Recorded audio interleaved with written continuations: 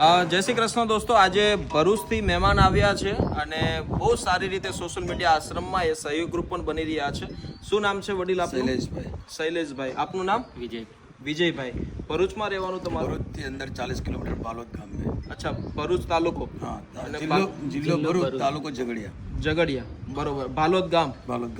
ભાલોદ ગામથી આવ્યા છે મહેમાન. અને આજે કેટલા ટાઈમથી અમારો વિડીયો જોતા હતા મહેમાન? વર્ષ દોઢ વર્ષથી જોઉં છું. વર્ષ દોઢ વર્ષથી.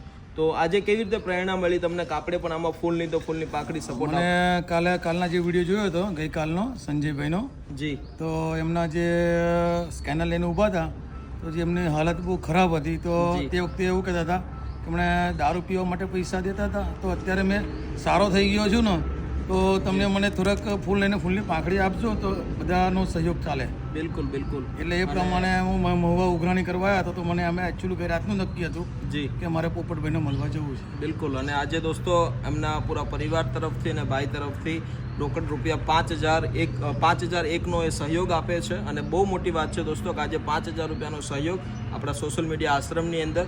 અને થેન્ક યુ સો મચ ભાઈ, તમારો ખૂબ ખૂબ આભાર કે આજે તમે આવી રીતે ફાઇનાન્શિયલી સપોર્ટ આપો છો કે જેના થકી આપણું આ કામની અંદર એટલો ઉપયોગી સાબિત થઈ શકે.